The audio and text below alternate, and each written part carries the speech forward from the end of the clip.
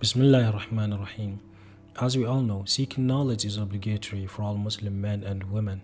In fact, Allah made a clear distinction between educated and non-educated individuals where He said, "Are those who know equal to those who do not know?" He also said, "Allah will elevate those who believe among you and those who have knowledge to higher ranks." The Prophet of Allah, peace be upon him, and his family also said, "The most intelligent person is the one who can benefit from the knowledge and information of others, and thus increase their own knowledge. The most honorable people are those whose actions are greater, and the most dishonorable person is the one who is more illiterate than others." Now, all these verses and narrations addresses knowledge from the general view of the word's meaning, indicating that we should invest in educating ourselves about anything that has a positive benefit to our own existence. But there is one form of knowledge that stands out. It is classified as the highest and most revered form of knowledge, and that is knowing God. The best and most important knowledge anyone can attain is to know God. There is none more grandiose, more majestic, and more beautiful than it. It is the basis of all branches of knowledge and the secret to attaining eternal success. Knowing Allah is the human's beauty, His perfection, and His glory in this world, and His provision for the afterlife. Ali ibn Abi Talib, peace be upon him, in one of his sermons from the famous book called Path to Eloquence, also said, "The foremost in religion is the acknowledgement of Him, meaning God." Now, acknowledgement here means to truly accept the existence of something.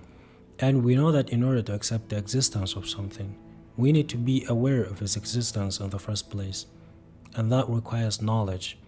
Therefore, the foremost in religion is to invest ourselves in knowing God, truly acquainting ourselves with the Creator, in the sense that we feel His existence in every part of our lives, submitting to His orders and refraining from what He forbids, knowing Him to the extent that we experience the delight of having believed in the Lord of the universe without having any doubts whatsoever.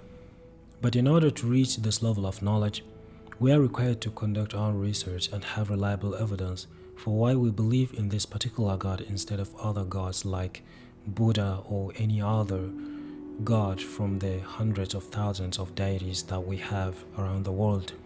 And the reason we believe in the afterlife instead of reincarnation, or even why we believe there must be a supreme being called God in the first place.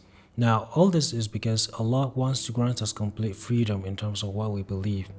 He doesn't want to force us into believing anything against our own will, as He emphasized in the Quran where He said, "Let there be no compulsion in religion, for the truth stands out clearly from falsehood." So whoever renounces false God and believes in Allah has certainly grasped the firmest unfailing handhold, and Allah is all-hearing, all-knowing. The context behind this verse is that one of the companions of the Prophet, peace be upon him, and his family tried to force his two sons to return to Islam after they had left.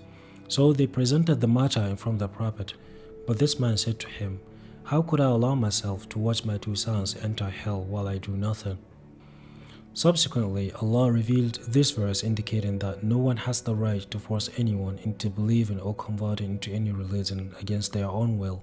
Rather, people should be allowed to explore the religion and accept it of their own accord.